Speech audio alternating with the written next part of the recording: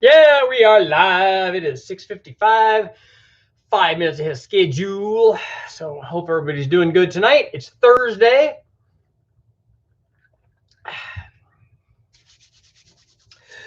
So the question for tonight is a couple things. Obviously, I posted a video real early this morning. For a lot of guys thinking, yeah, he's crazy. He's posting at 3 o'clock in the morning. Well, there's a time difference from wherever you are and wherever I am. And also, I can schedule the post to go whenever I want. So as long as the post is done and ready, I can select in any sort of time or day that I want. So we can make it go ahead of time. Usually, I'm doing them so fast that I just post them when I do them. But sometimes I will schedule them so that they can appear like at 1 or 2 in the morning my time, and wherever that is. And if you're in New Zealand or Dubai or New Jersey, wherever you are.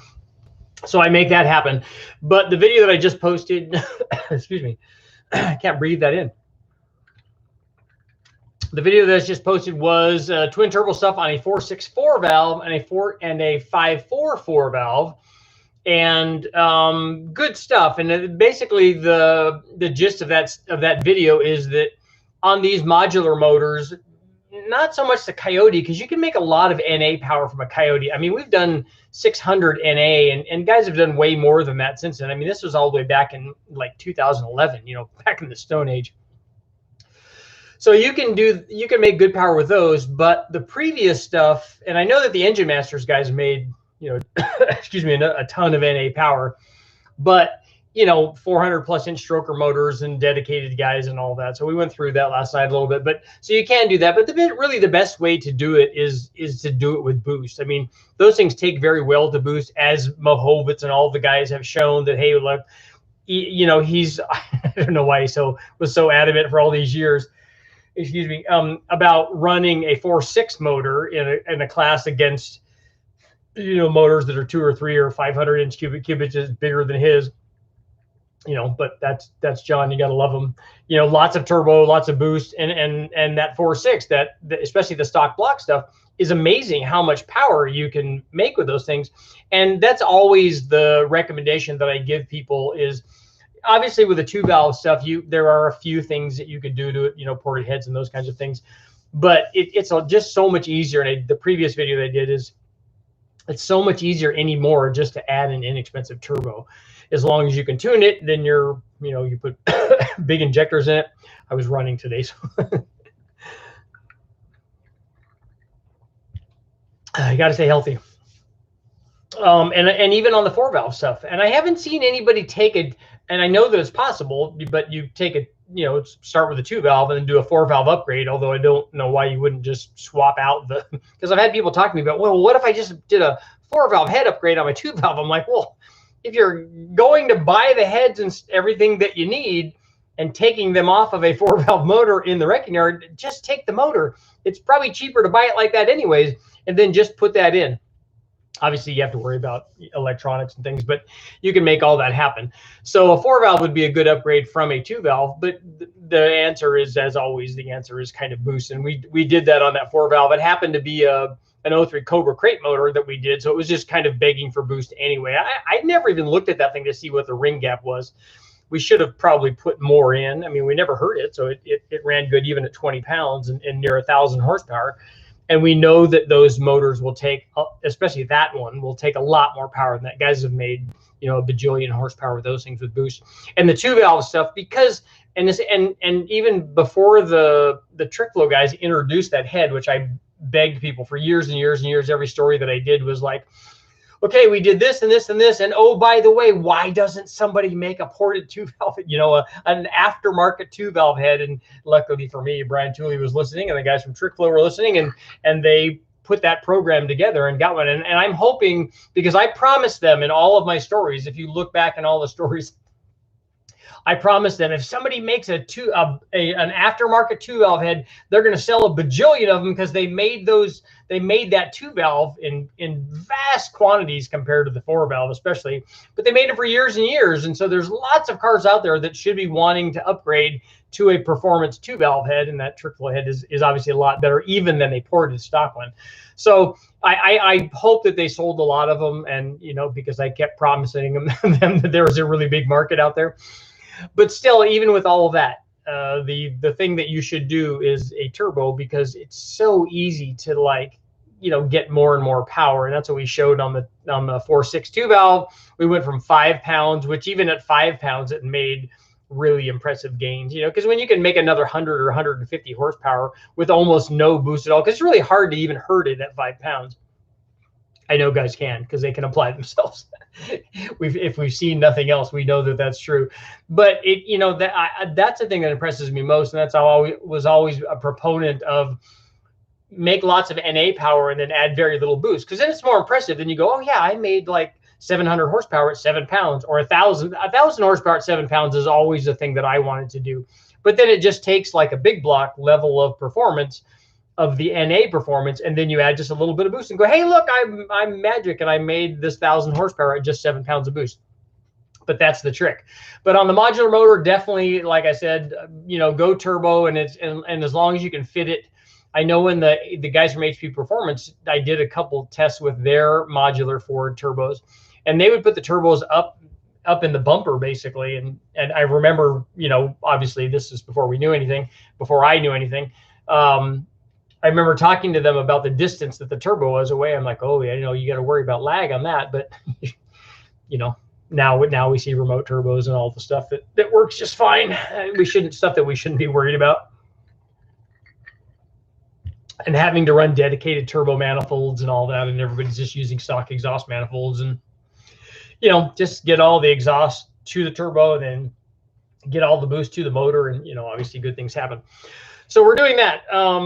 So that video worked out really well. But the question for today and for tonight is, and this is the reason for the thumbnail that I supplied that I took with my truck, because I spent a few hours today changing the water pump in my truck. It's been leaking for a long time. I've been driving around like everybody does. You know who you are. Come on, you guys, come on. As a matter of fact, I got a funny story about this.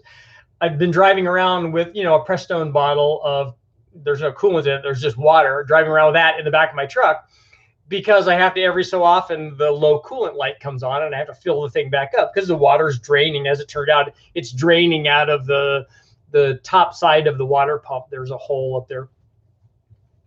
And so it's been draining for a long time. And as always happens, like, it's only draining a little bit. I only got to fill it every, I don't know, 10 days or something like that. And then it's every 3 or 4 days, and then it's every day. Then it's like, and then it's just pouring out. So eventually you have to like change it. I've been driving around with the water pump in my truck for a long time. I bought a new water pump for it. I'm like, okay, I need to change that. And then I just never did. So I finally decided to change it and did that today. But it got me thinking. Everybody here is kind of, you're all, car guys and do-it-yourself kind of guys. So how much money do you think you guys have saved from doing it yourself? I was thinking about that while I was putting the water pump on. Okay, this is time consuming for me to do this, but it's also money if I have to take it down to somebody else, especially if I bought the water pump from them and didn't buy it cheaply where I bought it. So if I said, okay, here's the water pump, I want you to put it on, I'm sure that would be a few $100s. So I thought, okay, well, good. I did that and saved myself a few $100s by knowing how to put a water pump on and knowing the steps and the little things to look for that could cause problems when you're doing that. So how much money do you guys think that you have saved from doing the things yourself? And so I started going down the rabbit hole a little bit on this while I was working on the truck and fixing the water pump in it, thinking, man, I've done a lot of work on different cars. You fix the brakes, take the rotors down, have them turned, whatever automotive thing that is that you have to do, that something goes wrong and you fix it, rather than, for instance, the door handle on my truck. It's very common for those things to break after they get old. They've been pulled on a lot and they come discombobulated. So I didn't even buy a new one. You can buy new ones. They're really hard to find in the wrecking yard. That's another thing that's like gold in the wrecking yard. Every Silverado or van or anything that I go to, the door panels they're already gone. So as soon as they arrive at the yard, those are pulled immediately. So somebody there is like, that's on their radar. They get notifications and then they're taking those off. So I can never find the handles or the panels or anything. So what I did was the next best thing. I just took the handle off and I made a little metal brace and screwed it in a couple of spots, and then now it's good as new. And now the other side is broke, so I'm gonna have to do that to the other side as well. And so rather than buying, and they're not that expensive, we could get them if I could find them in the wrecking yard, or I could get them from Rock Auto. But instead of doing that, we do the do-it-yourself kind of thing, and save a few bucks that I didn't have to spend, that I could spend on something else like happy hour or going to the movies, or doing something with my family.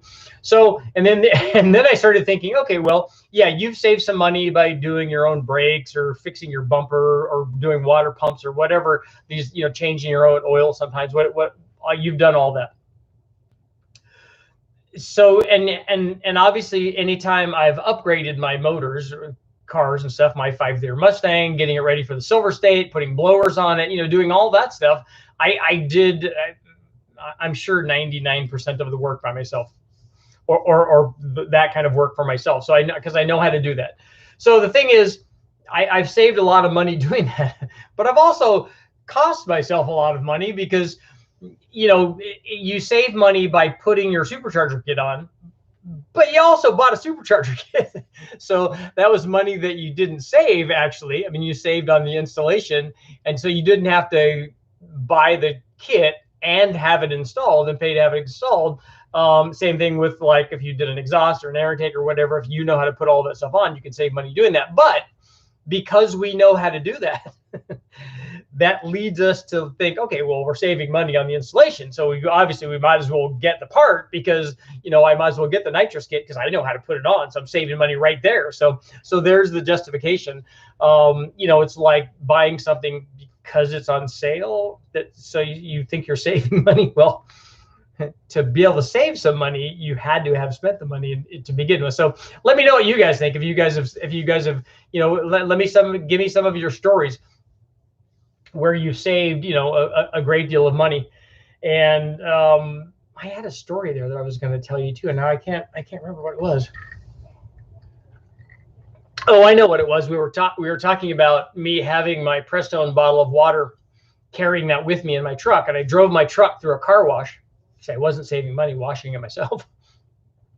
I drove my truck through a car wash, and as I was driving through, they stopped me. Oh, no. So I had a spare tire, not a spare tire, but just a tire in the back, because the tire that I have in the back of the truck is the one that I set the junkyard engines in, and then strap it down with beat up straps that I have back there.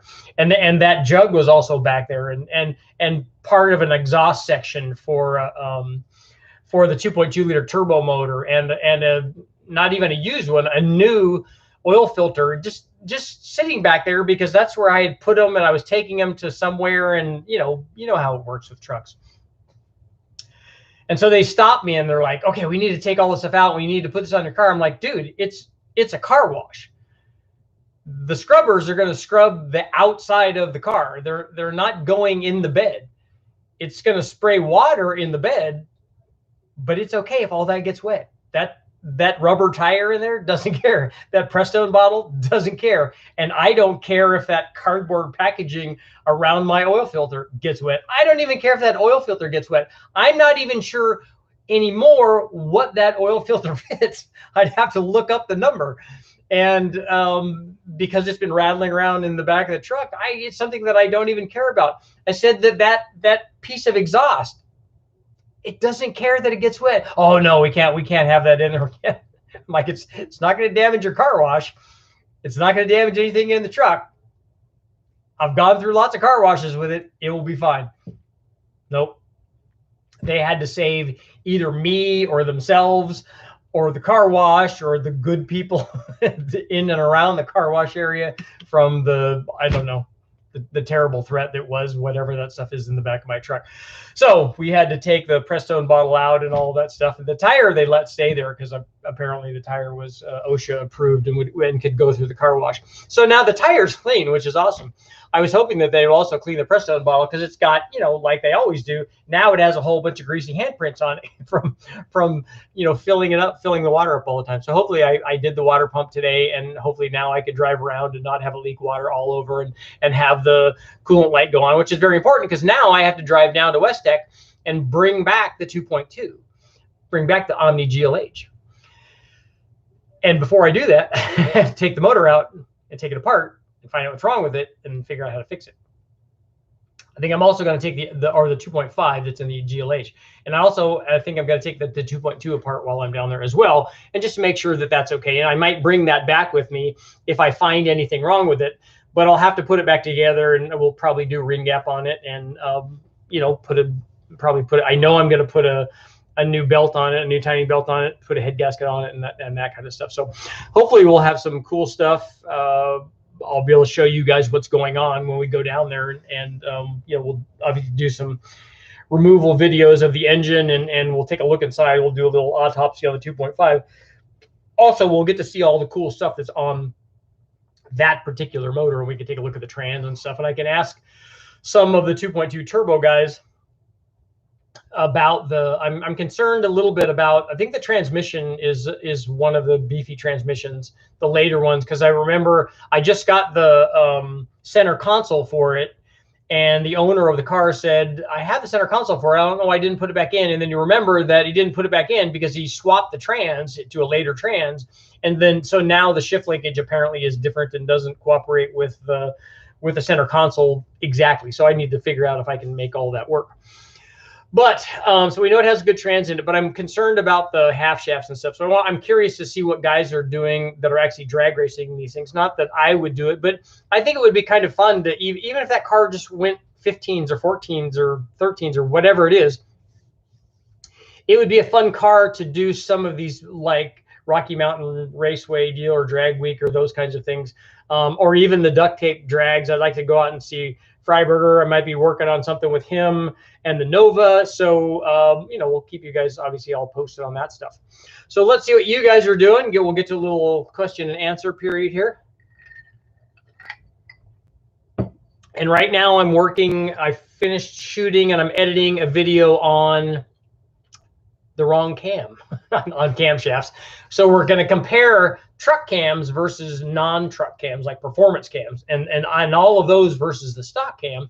And we get to take a look at what I think was probably the best 5.3 motor that I ever got out of the wrecking yard, and it made the most power that I've ever made with stock heads on it. So it's you know, good stuff.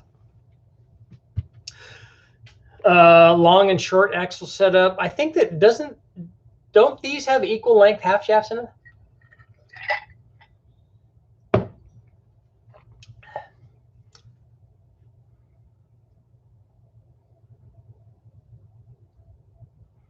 What do you think would be the best boost DIY option? A turbo is going to be a lot more DIY because you're going to have to do a lot of it yourself, but just use a stock exhaust manifold. And both of those will make a huge difference in the power. New King, what's going on? Yeah, there's lots of stuff that you can put in the radiators, Dan, that will actually seal it up. You're just looking for something that's going to find the hole and kind of plug it up. The GLH can easily run 12s. They have some running 9, so we know it can, you know, for crazy stuff, it can easily do that.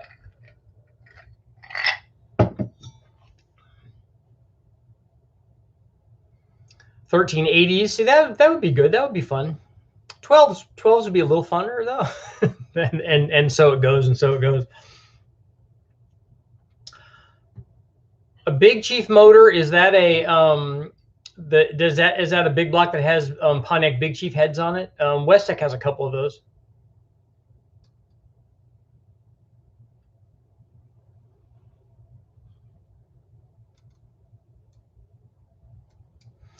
How much does compression ratio affect tune? Like going from 9.5 to 1 to 11 to 1? Well, you have to adjust the timing. You might have to adjust the timing to change the detonation threshold. If the higher compression will bring you closer to detonation, and you might have to add a little bit of fuel.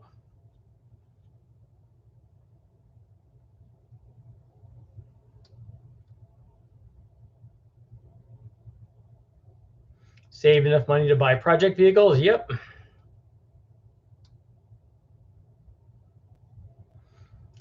A race cam in a 4.8 is a truck cam in a 5.45. Yeah, that's true. And I'm going over that, or I did go over that in this video, that the cam that you would put even in a 5.3 is different than one that you would put in a 4.8, or at least the ones that I would that I would pick for it.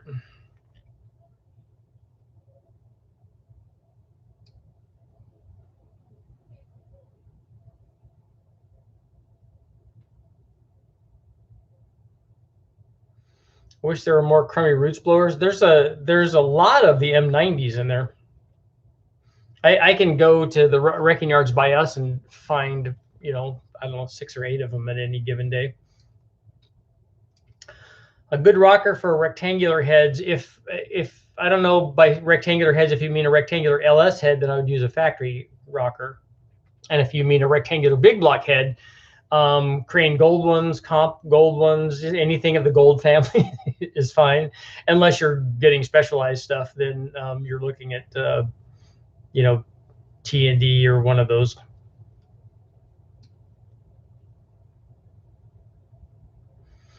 Yeah, Julius, that's the lot of those old tests are from the Mod Motor book testing. That was way back. I mean, I haven't done a lot of, I think that the most recent thing that I did on a 2-valve or a 4-valve was probably the stock turbo deal.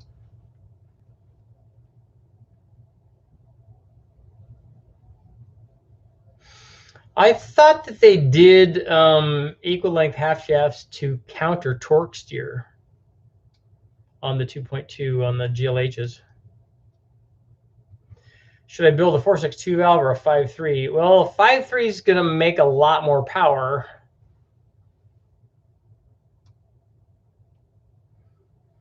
Leonard, don't worry about the mismatched heads. That's kind of common. If somebody damaged one, they put a different one on there. Those two heads are effectively, functionally the same.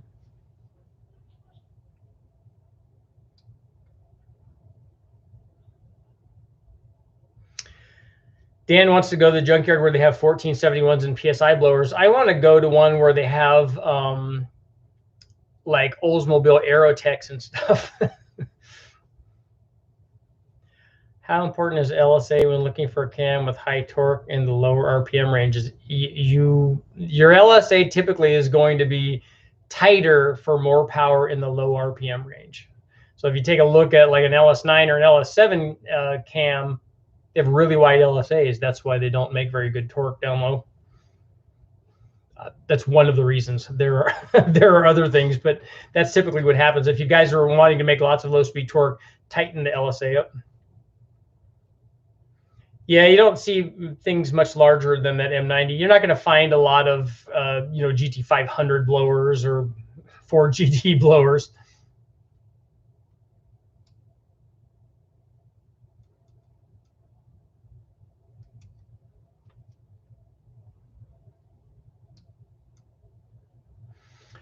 Julius, that's a good point. I don't ever check out, and then I've seen a few, more than a few Range Rovers in the yards. I've never, and I've seen a few Jags there too, but I've never looked under the hood to see if they were supercharged ones.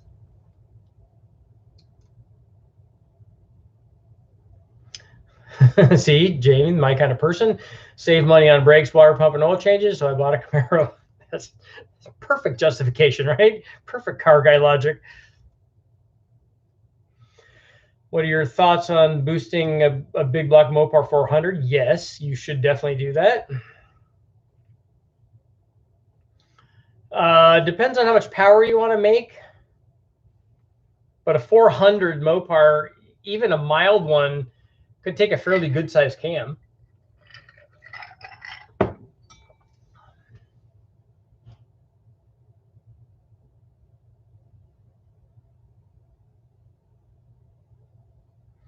$1,200 and an LS swap 240SX, that seems pretty low. Good deal. What is the point at which a small block would need 700 or more valve lift? I don't know, what point are you talking about? Are you talking about what power point or what RPM point? Or a 700 lift cam is going to make power, but the lift by itself, you can't separate everything. The NASCAR engines have 850. They may even be running, you know, race engines or drag race engines have more than that. And you can run lots of lift, but that lift is also almost always accompanied by a lot of duration. So the whole cam is designed to do a specific thing, and lift is part of that program. If you take a look at what guys are doing, LS motors that are near 700 or near 600 lift, they make really good power. Chopping intake manifolds, is it possible? What do you mean by chopping them? Are you making them shorter or something?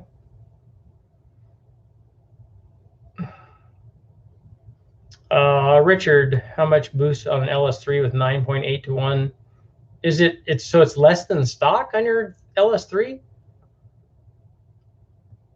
10 pounds isn't too much on an LS3, even with stock compression.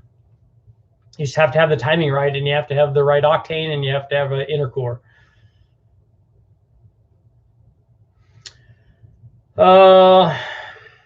Mando. Have plenty of room in the C10. Is there an air-to-water intercooler? CX Racing, and so does DNA. They all kind of sell the same thing. We use a core that's, I don't know, like about this big. It's a single in, single out. They make it in 3-inch, but the one that we use is 3.5 in and 3.5 out. The core is big enough to where we've done, 4-digit power level stuff, so it works really good. And it was kind of our go-to thing until we got this ProCharger one. And then I don't even know what happened to that. I don't know if I sold it to somebody or let somebody use it. I need to get another one, so thanks for reminding me. But that's a good core we use it for anything that was 500 to 1,000 or more horsepower for a single core, and then for the big bang stuff we used they have a 2-in and single out that was basically 2 of those cores. Although I think even that one could use more flow rate though.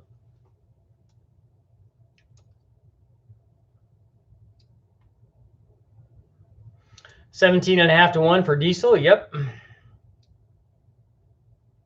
What cam would you recommend for stock bottom end 4.8 running a ProCharger? I'm hoping that you have ring gap in it.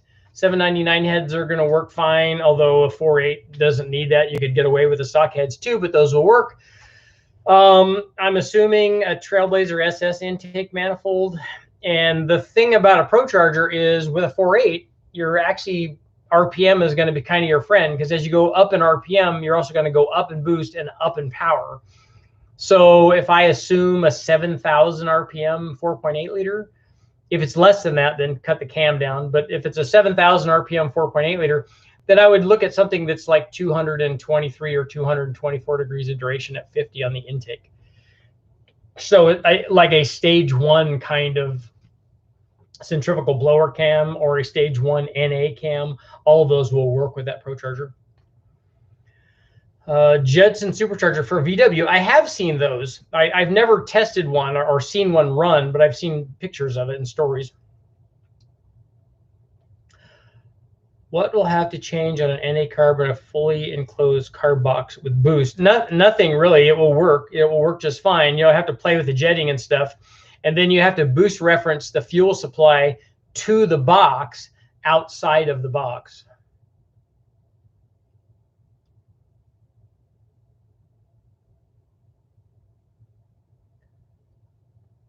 Project Q, are you going to run the GLH electronics that are currently in the car? Yes. The electronics have been upgraded. It has a 3-bar map sensor, and it's been, what did he say? It's upgraded for use with the T2 stuff. So they've changed a couple of sensors apparently, but it still has the 2. It has a logic module and a power module. Do small block Chevy Vortec rockers fit non-Vortec? What's specific about the Vortec rocker? Does anybody know that? I think it's the same 1.5 rocker on the Vortec as the others.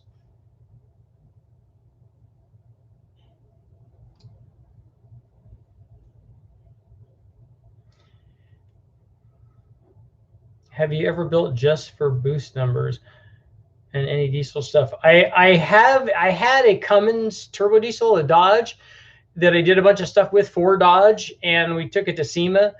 So we did some stuff, but not very much. It was all chassis dyno stuff. And I don't know what you mean. Have you ever built just for boost numbers?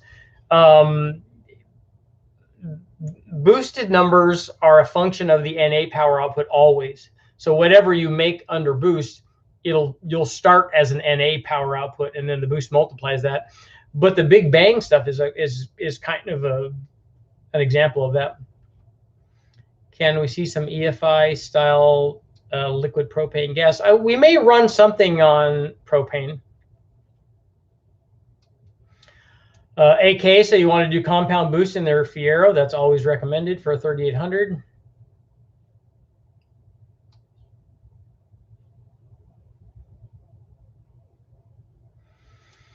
The 5.4 4-valves can make good power. And Julius, because you guys have the cool intakes over there too. Would you do a 2V trick flow versus a Cobra 4-valve motor? Similar cashing has intakes. I think I would go to the wrecking yard and get a 4V motor rather than spend the money on the trick flow. You can go get it. I can find Navigator motors all the time, or Aviator motors. I can find that stuff at the wrecking yard a lot, and that would be a lot cheaper than doing a set of trick flows. How much can LS stock bearings withstand? We always run stock bearings and all of it. You know, the 1550 horsepower deal were the stock original bearings in that motor, and the motor had lots of miles on it.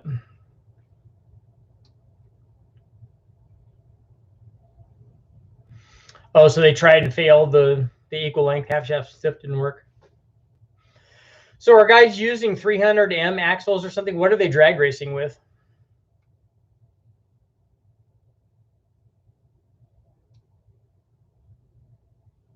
Yes, the Aerotech Quad 4. And I want that wrecking yard to have both a batten and a fueling version of their motor, so I can choose which ones I want. The Vortec rockers are guided, that's right. I remember going through that when we were doing that. I think that the L99 stuff was guided as well.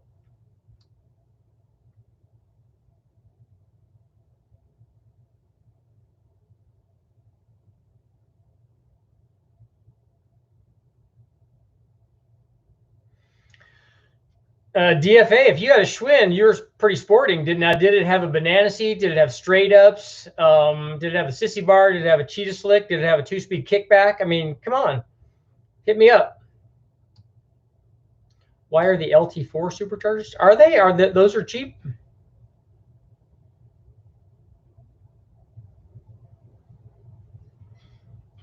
Demon Tech has 2 M122s.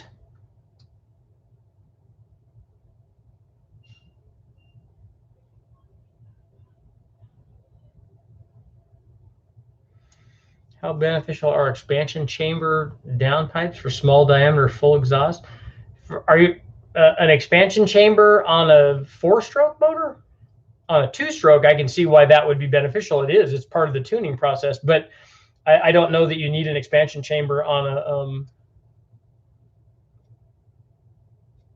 a 4-stroke turbo application.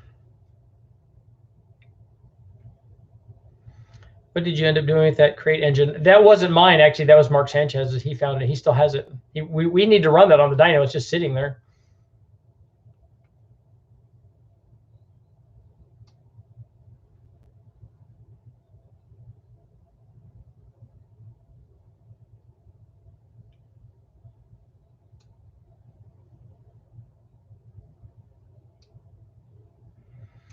Anthony, the stage 1 Buick camshafts specs are pretty mild.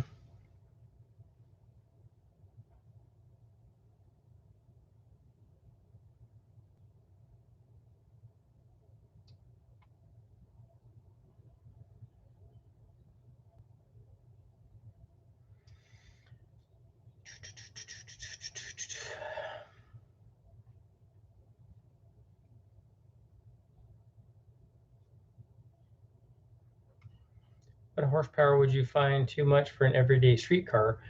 Whatever gets you in trouble. You can get in a lot of trouble with 200 horsepower or 300 or 400 or 500. That's all up to you. You know, do you need 1,000 horsepower in your daily driver? Yes. How bad can you beat on stock crankshaft bearings? Like I said, when we ran the Big Bang stuff, it was all, you know, lots and lots of runs, hundreds of runs over 1,000 horsepower, and lots of them, you know, the big ones are at 1,500. So I don't know about beating on them. I don't know. I'm not going to hit them with a hammer if that's what you mean.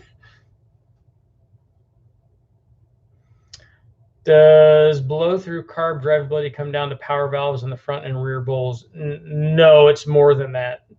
Yeah, the power valves help you with giving you a broader range for tuning, but you still have to have everything right. And I haven't seen a blow through carbureted application that has like supreme drivability and supreme power and works, you know, like an EFI one does. They don't do that. They do work and they make power and you can drive them. It's just that I've never seen one do what guys can do, good tuners can do on fuel injection. But if you take them to the track, they make a lot of power.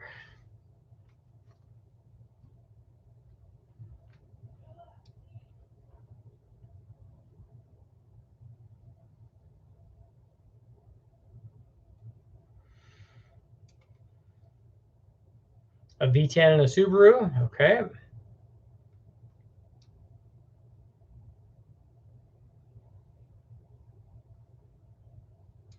What's the most horsepower you've gotten out of a 5.3? I think 1310 or something like that is what we made on the Big Bang motor, and that's as far as I've ever pushed one. There's certainly guys doing more than that, and that was a stock bottom end. That's not one with forged rods or forged pistons.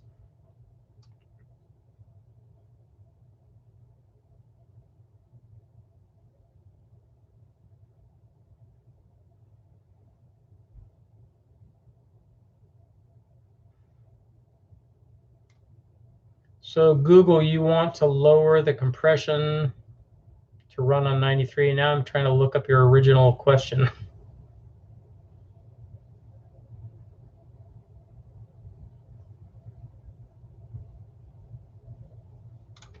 Man, why right when I see it, then it changes on me?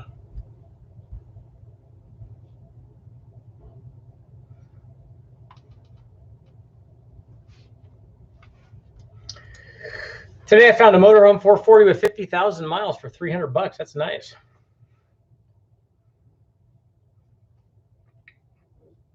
If the 440 is still running, that's good money.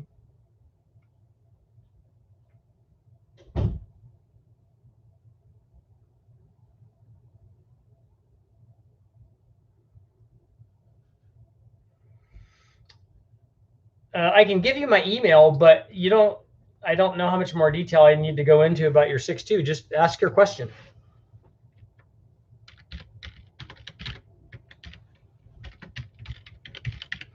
It will be easy to answer. Just tell me how much power you want and whether you want it to drive around and all that stuff, and I can tell you what cam you need or what combination you need to put together. I probably have it up on the channel.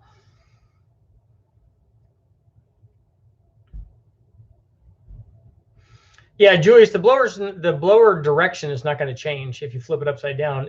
The only thing that's going to happen is the discharge is going to go out. The thing that I don't know about is if you look at the gear pack that's in the snout of it, I just would be concerned that it's probably going to be half full with oil. But there's also on a lot of those there's a breather vent on the top of that. So just make sure that it still has it'll need a breather vent, and that one will need to be plugged if it has one.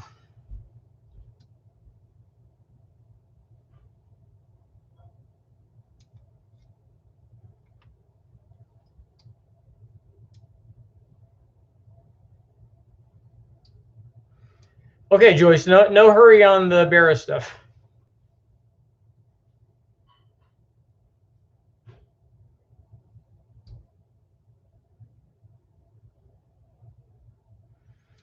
Is there any benefit to running more than 50% ethanol? I think you probably, I don't know, you might get a little more cooling, a little more octane.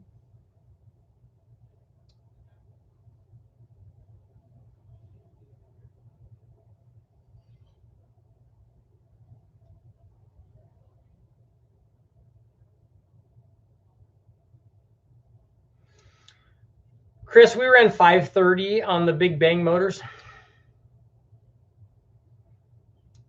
The 5.3 didn't break at 1300. We ended up breaking it because we tried to, I can't remember if that was can't remember which one we put back on, whether it was the 4.8 or the 5.3, and tried to, we tried to start the load later in the RPM range. And that's what ended up killing it, because it had the stationary load of like 1,000 foot-pounds or something, and it didn't like that.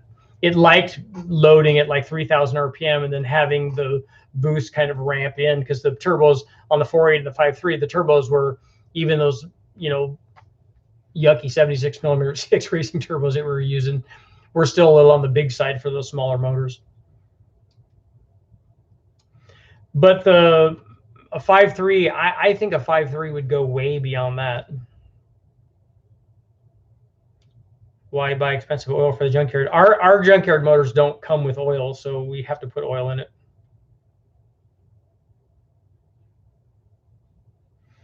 We ran Lucas synthetic 530 in it. We're trying to be mean to the motor, so we figured we would give it some good oil and new spark plugs. So Jewish, you ran the Carcraft dual quad manifold 2750s, nitrous plate.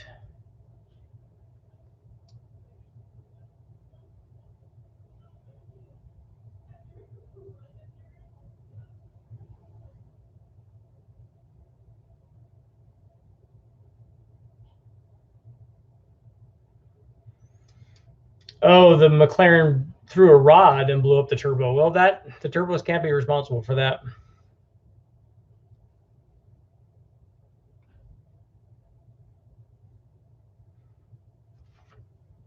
We did blow the motor up, Mike. We blew the 6-liter, the Gen 3 6-liter up. We scuffed a piston on the 5.3, and we bent a rod on the 4.8. So all of those broke. And then the only one that hasn't broken yet is the 6-liter Gen 4.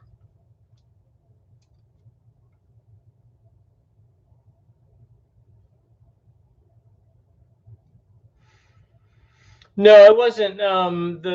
The question is referring to the expansion chamber question. I noticed on the downpipe dilemma video, you had an expansion chamber of sorts on the 3 and the 3.5 inch exhaust. That's just because that's what we had. Those were actually sections of tubing that Westech had, so that they could use them on the chassis dyno. They were actually expansion chambers that they put on the exhaust, so they can size up whatever the exhaust is coming out of the car to go up into their big exhaust tubes that they have that go up, you know, out of the thing.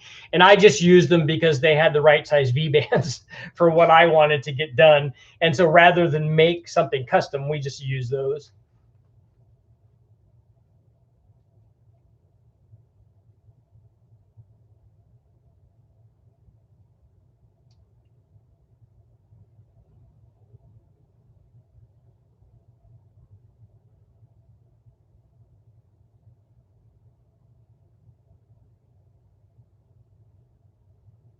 What is the best way to figure out if piston shape is right for you? What do you want to make them, square or octagonal? What is it you want to do?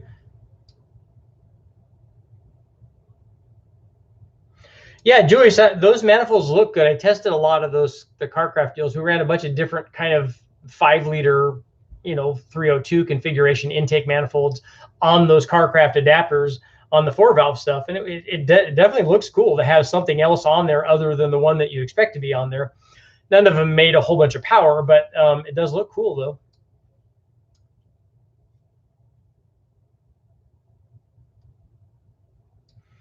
though. We always had really good luck with the Lucas oil stuff, but again, you know, is it better than Redline oil or Royal Purple or some of the other oils that are out there? Almost everybody gets their base stock from the same place. So then they change additive packages, and how much can you really change that? And so is one oil, I've never seen anybody show me that one oil was responsible for blowing a motor up that another oil wouldn't have done the same thing. It's a really hard thing to prove anyways, even if you could. But usually if somebody blows a motor up, it's not because of the oil. it's because of lack of oil or overspinning it or detonating it or all the other things that go wrong with them. You used to build your own manifolds, but can never beat an HKS manifold for power. The HKS short runner stuff like the Greddy things.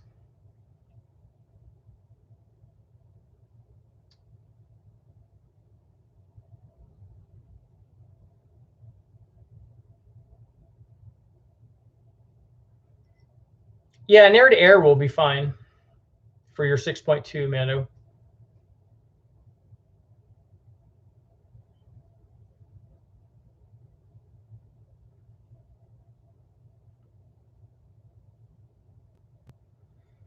Yeah, DFA, that's the thing that you get into when you start doing things yourself, is you start realizing, hey, that's why these other things out there cost so much money. Because you start doing it, you're like, I could totally do this for like $100, and then it's another 100 and another 100 and another 100 and 500 and 1,000, and pretty soon it gets fairly expensive. I don't even want to try to figure out how much money I have into all of those adjustable manifolds and stuff that I did that I never sold to anybody. It's a lot.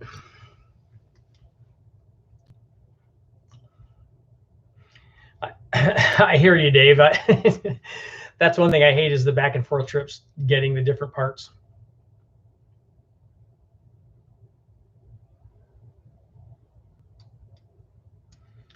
Mackenzie, I don't know what block you're talking about.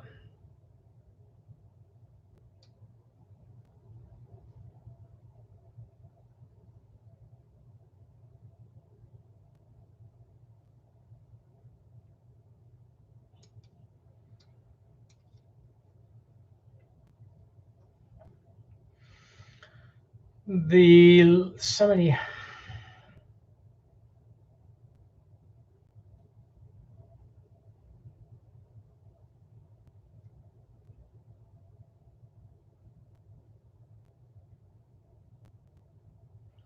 Dorito shaped is the best, especially nacho.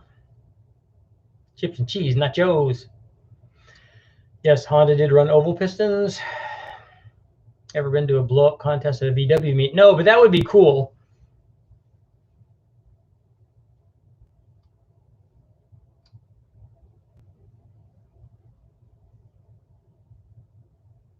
Somebody asked how long I've run a motor at wide open throttle. And in my Mustang, when we were running the Silver State, we ran for 36 minutes at wide open throttle. And when I say wide open throttle, I mean at full throttle.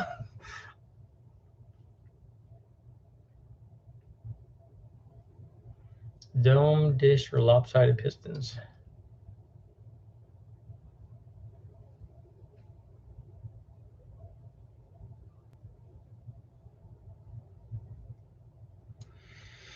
Yeah, Jay, when you saw those demonstrations, they were running the motor under no load, and it's just hokum. F1 has lots of rules to keep the cost down. Dan, how is that working out for them?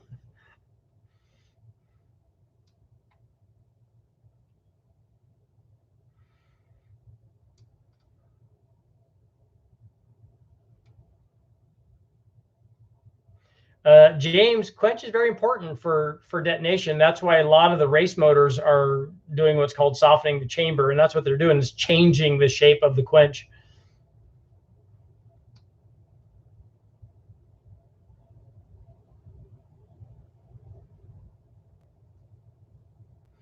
And it wouldn't surprise me that you're picking up more detonation. That's one of the things that a lot of the OEMs drop the pistons way down in the hole, because they were trying to reduce static compression so that they can reduce detonation. They were also trying to reduce NOx, which they were successful in doing, but they're also trying to get rid of detonation. But a lot of times it gets worse and worse. That's why they dropped it so far down, because as they took it away as they were taking quench away, they found out that even though they were going down in static compression, it was still wanting to detonate. And then they had to get it so far down to where then it just wasn't really making any power. It didn't kind of care.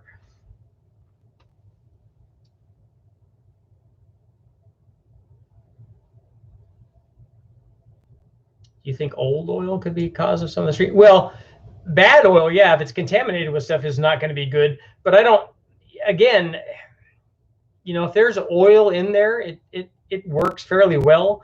I've never seen an engine that, and I know that my dad had a Astrovan that he never changed the oil in, and I think he had it for 10 years. All he would do is add oil when it needed when it needed oil.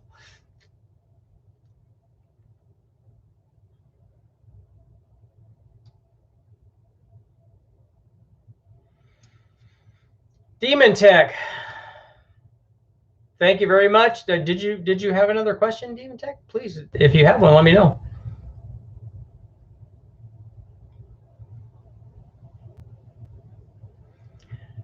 Dallas says an intercooled setup versus a turbo straight to the carburetor make or lose power. Intercooler will always add power. Have you ever considered doing a cannonball run? I always wanted to back when I was a kid. Back when I was young.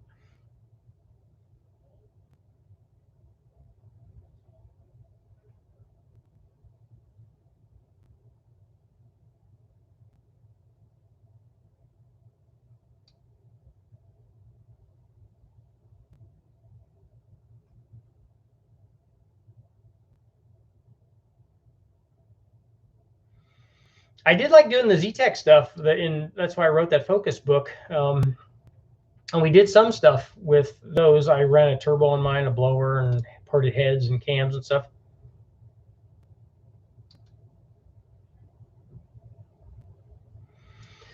That's actually a very good question, GJRT. Can you get more air by having a disc piston? And I wondered about that a lot. That when we do a test with, for instance, when we're doing a supercharger, you can do it with a turbo too. It's just self-adjusting with the turbo. So when we run a boosted application, and let's say we wanted to compare the effect of 10-to-1 versus 8-to-1. So we got a dish piston on our 8-to-1. Let's say we have a flat top on our 10-to-1.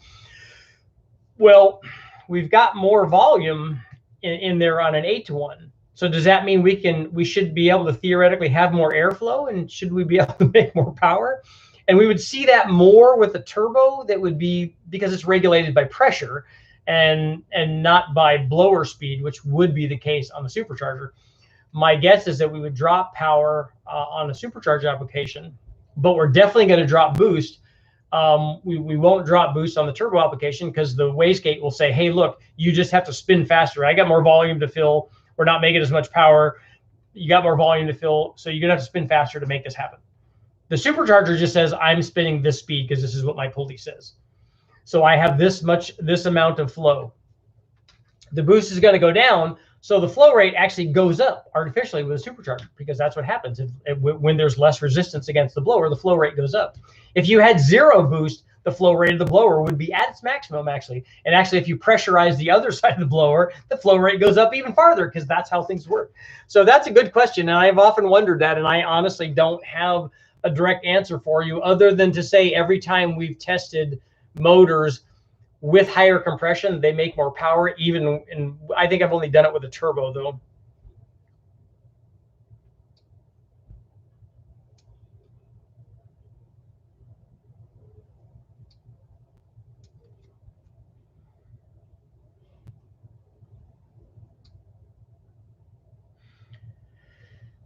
Dave, thank you for stopping by. Be safe at work, man. Somebody was making a comment about oil.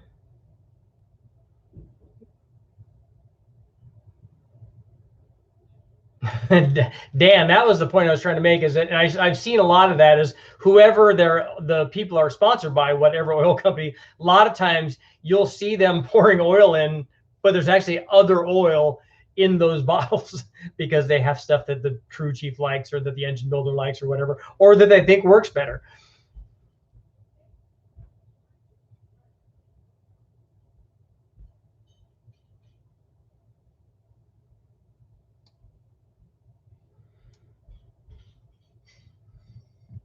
Benjamin, the only turbos that I was able to come up with are going to be like twin 366s or something, and those are going to be more money, but they would work really well.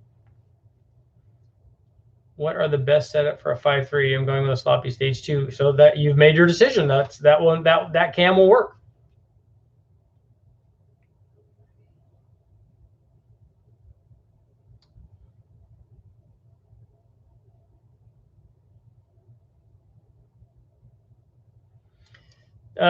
James, Cometic should be able to make a gasket at any.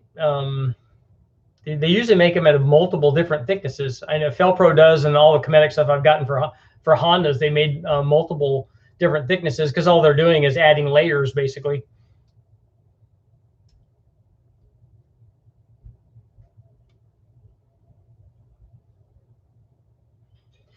Trust me, what heads do you have on the 6-liter? Because all of the stock 6-liter heads will bolt right onto a 4.8. So unless you have a rec port set on your 6-liter, if you have a 317 or a 799 or 243 or 241 or a 706 or an 862, all of those heads will just bolt onto the 4.8, and you don't have to worry about it. But if you have an 823 or an 821 or some kind of rec port headed deal on your 6-liter, then those won't work.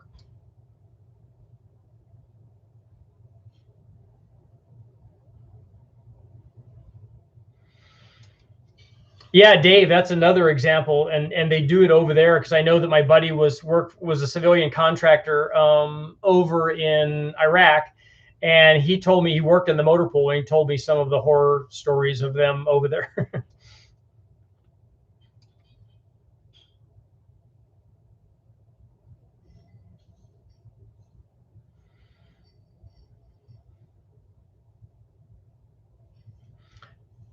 I think, excuse me, Gerald, I think you can go with a 2.5 inch.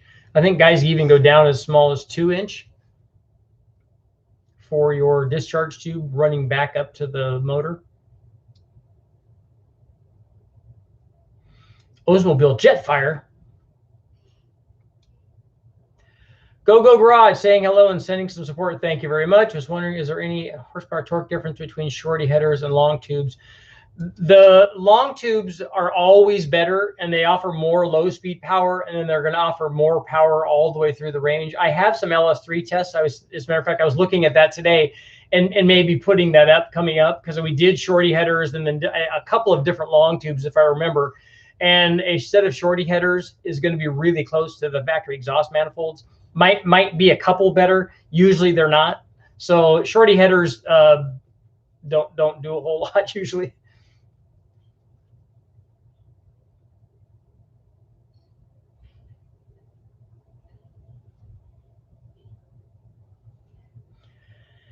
Had a Garrett GT 140 1444 split a compressor wheel. Did you overspeed it, or was it physical damage? Did it touch the housing?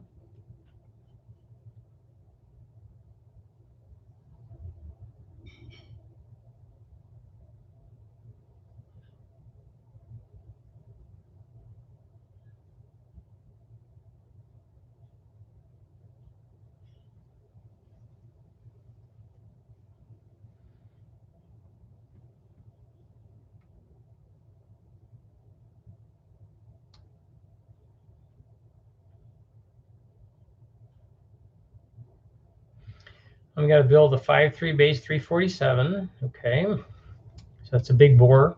706 head, stage 1 truck cam for daily driver. The compression seems pretty high with that small cam. It depends on what you're doing with the piston. You're obviously going up in piston size. Are you putting a stock LS1 piston in there, which would be fairly common? Or if it's an aftermarket piston, is it a flat top? Even with 10-to-1, that camshaft will still work.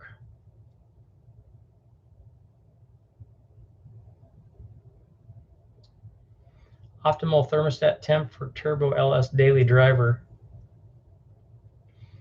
I would think 180.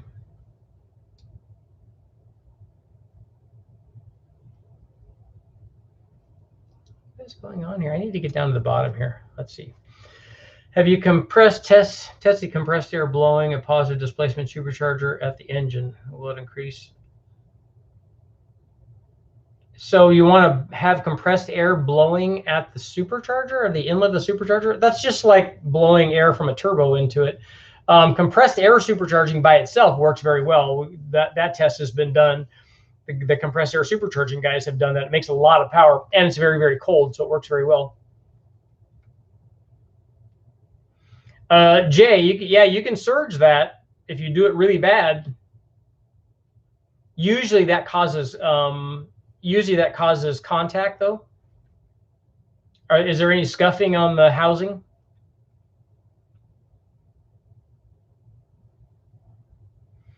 I don't build LS3s. I don't build motors for people. I can tell you what you should put together if you want to make power. There's lots of videos up on that.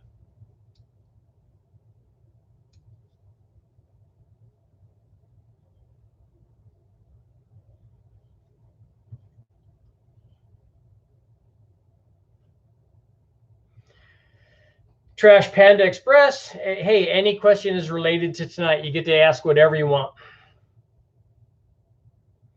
I tried to build an NA 6-liter G8. You got any tips for a daily driver? If it's a daily driver, then a mild camshaft and springs are usually good. Exhaust, people like the way, want to make the thing sound good.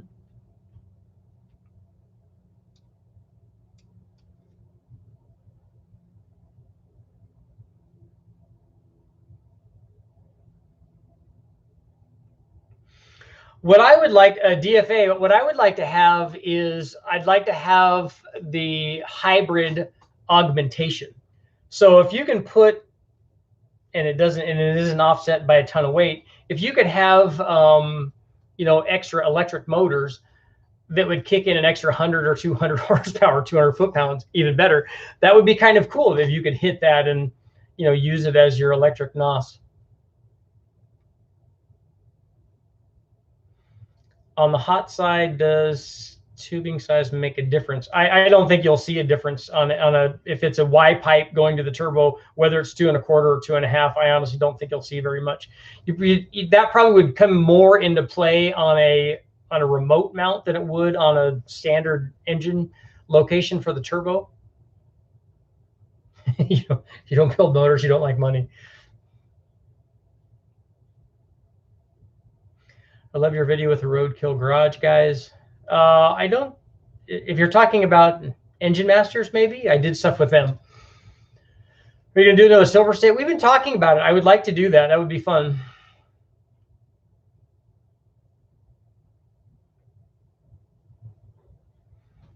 Route 666. Is there any purpose or benefits to using a lower lift dual pattern cam with 1/6 rockers as opposed to a higher lift single pattern? Do you have two questions there? I almost always like dual pattern cams and not single pattern cams. There are some times when we would use those, like that torque cam worked pretty well from Brian Tooley. But I don't know why you're altering rockers on both of them. If one of them is a single pattern, one of them is a dual pattern, then why are you changing rocker ratios and changing lift? If you want lift to be the same, but then the question has nothing to do with rockers, and it only has to do with a single pattern versus a dual pattern cam.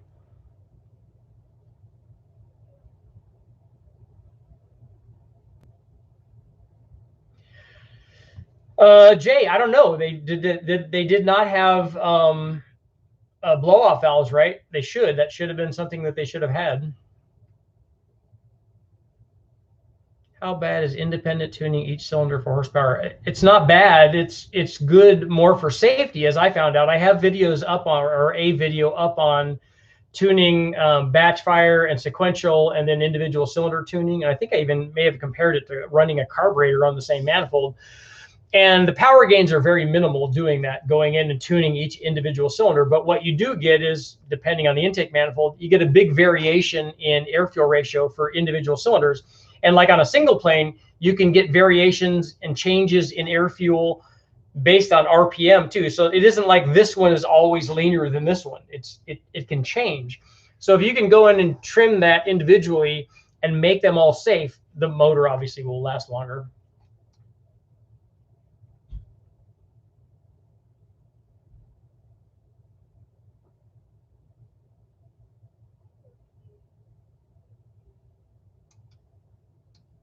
Compressor wheel mildly scuffed housing. Did not witness how the forklift was being used.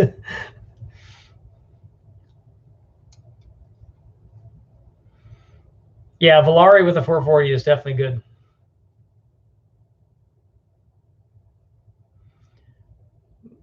No, Brule and Dulcich didn't change over to Roadkill Garage. I think that they were helping out. Not Brule wasn't.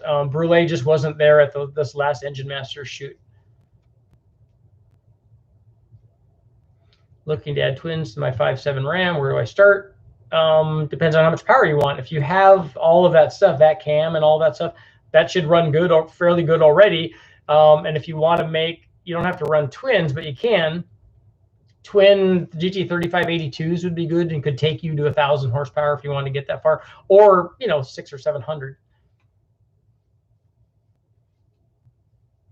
Karen, I got a 4L80E installed in my 5.3, 2800 stall. I think I'm going to do an S369. That should be really responsive on a cammed 5.3.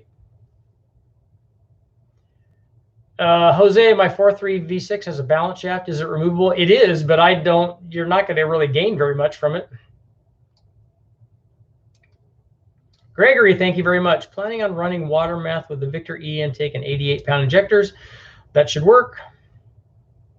And I'm hoping that the single plane has better distribution with water meth than the stuff that we tested.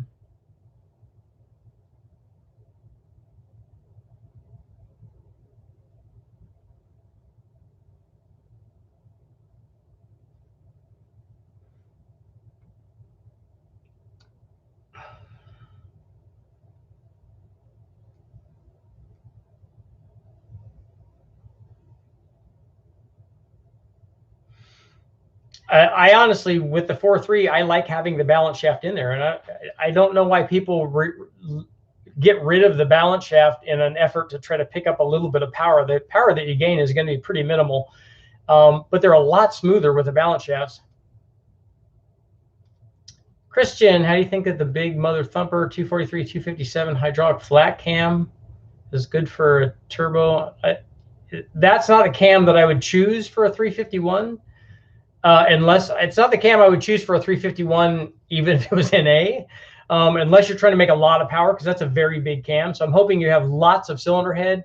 And with that kind of camshaft, I would like to see a lot more lift than that. That 512 lift is not very much. And it's not going to be a very good turbo cam, but it will work. You can run boost on it. Sonic, what's your question on your 454?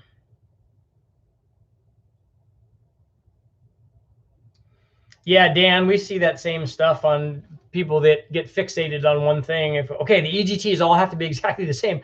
They're not going to be, especially on a single plane manifold. You're going to see them. You're going to see them move up and down through the RPM range.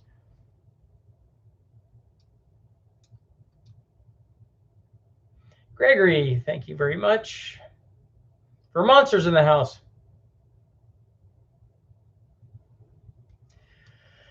What injectors for a DIY GT45 on LQ9? I don't, unless you can find some of the alternate fuel stuff, the dual fuel stuff. Otherwise, you're looking at like a set of 80s or maybe a set of the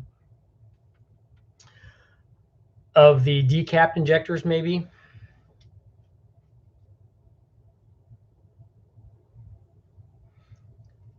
Do you have any more twin charging? I don't think we're going to twin charge the 3800 anymore. We're going to do turbo stuff next. I'd like to do an 8.1, but I don't own one of those. I really like the 4.3 Vortec that I ran, that we ran the supercharger on. It had balance shafts. We left them in there. We put a cam in it. It worked good. What would be the limitations for 500 horsepower on a stock 454? There's no limitations on that. That's easy.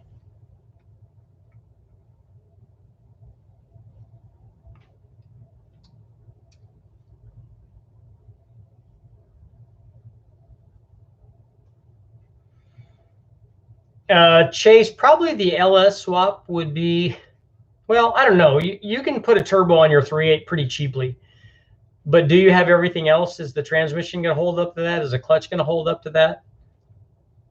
If you're going to swap something, I probably would swap an LS in there.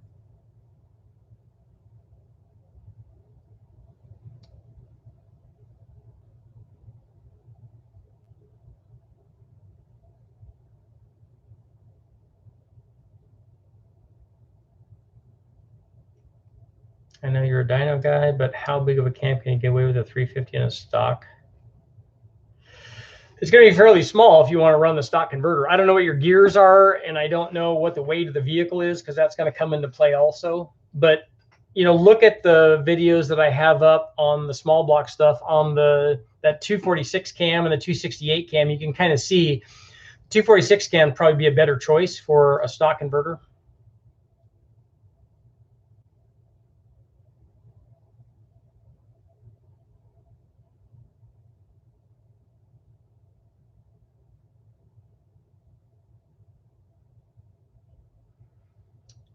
Message you about my 6-liter 243 BTR stage 4 cam. It just means that, David, your question, if I told you that it's too big, I didn't say it's too big. I just mean that you don't need a cam that big to do what you're trying to do with the turbo. The nice thing about adding the turbo is you no longer have to worry about having a big cam in the thing to make power. Because now if you put any cam in it, if you take a look at the video that I'm doing that I should load tonight, and you can look at it tomorrow, and it's a stage 1, stage 2, and stage 3 cam. We didn't have a stage 4, but you can kind of see where it would be. You get 90% of what the gain is with a stage 1 cam, but you also get lots better drivability. And if you're adding a turbo to that, and the turbo can only support whatever that number is, even if it's 1,000 horsepower, you can make 1,000 horsepower with a stage 1 cam. You don't need a stage 4 cam to do that. So why put that much camshaft in it when it doesn't drive very well, when you can just do a smaller cam and still make all the power that you want just by turning the boost up? That's a great thing about having a turbo. LS swap or aluminum heads on a small block Chevy. Lots of cheap aluminum heads for a small block Chevy, but it's going to need a cam too. The Nova's in the backyard.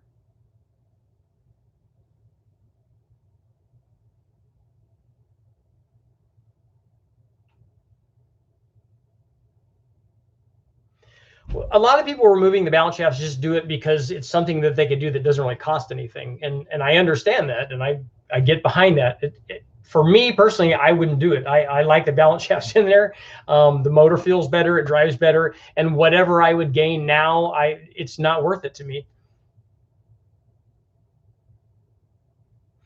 I have not put control arm bushings in the Nova yet. I need to take the Nova down to West Tech to really do that stuff.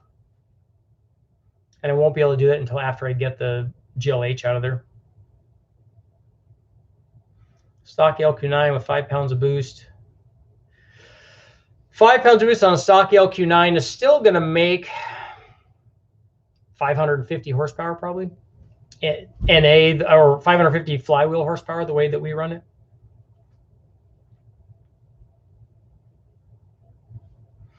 The bottom end is not limited in RPM. I mean, it is ultimately limited somehow, but it's always the valve train.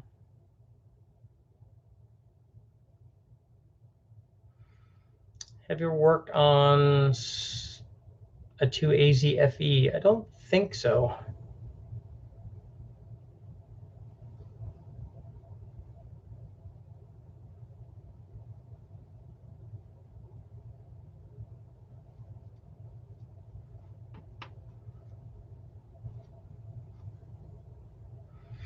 Yeah, I do need control arm bushings in the Nova. They're pretty worn out, and somebody sent me some, which is awesome. Actually, I have lots of suspension for it. I have somebody sent me sway bars and control arms and all kinds of stuff for it. So there's a lot of stuff waiting on to put it on. But I really can't do that at my house. Taking it down to West Tech is definitely the way to go. I haven't had to watch your 2.2, 2. Can you give me a quick 2-minute recap during this one? Probably not. There were 10 things that we went over, 10 different videos that we went over that cover basically testing everything.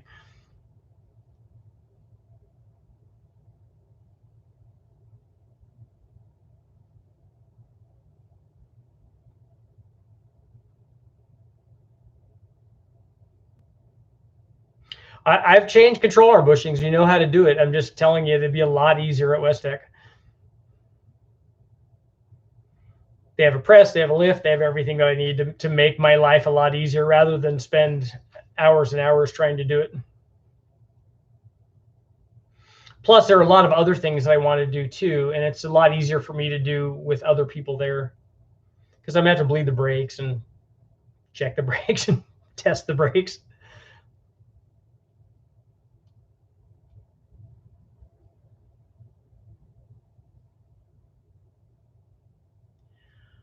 I don't have any idea what's coming up on Engine Masters. We tested the piston flip deal. We tested a Dodge intake test. We ran the stock kegger manifold. We ran a kegger modded one. We ran 2 different dual plane intake manifolds. So there's some cool stuff coming up.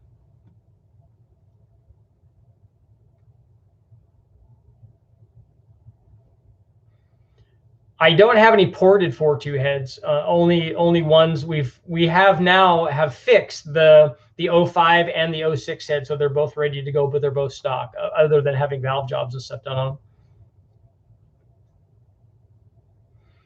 Yeah, there are lots of inexpensive like tubular control arms I could buy for the Nova, and I was thinking about that when all of this started, but then I had people send me stuff, and I want to put that stuff on.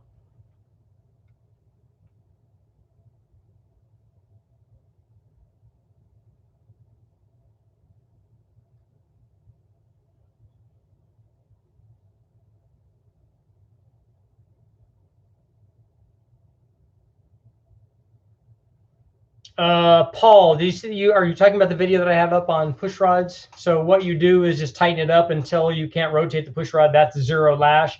And then you're looking anywhere from like a half turn all the way to 1.5 turns, right? Anywhere in that window, it's still safe and it will run. I usually like, for the longest time, I've liked less. If you have more turns and you get it closer to that, you're depressing it and getting rid of some of the aerated oil in the lifter and having it be closer toward a solid lifter. Seems to make a little bit more power like that, especially if if the lifter is longer and you can do that, or the push rod is longer and then you do that. But I honestly, I wouldn't do that.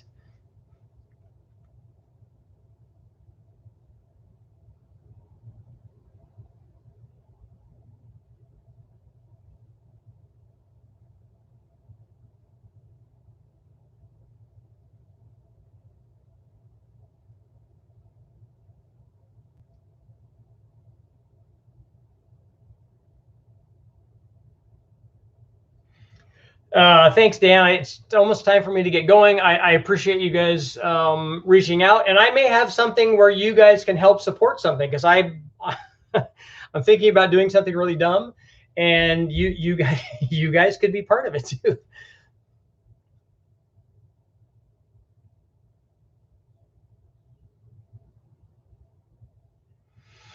All right, guys, I've got to get going. Thank you guys all for showing up. I've got to get this video edited and back up, and then hopefully I should be going down to Westech pretty soon and being able to get some 2.2 and 2.5 stuff done. I'm excited about getting the motor out and getting it all taken apart, and obviously we'll do a video on that. Thank you guys all for showing up. I will see you tomorrow.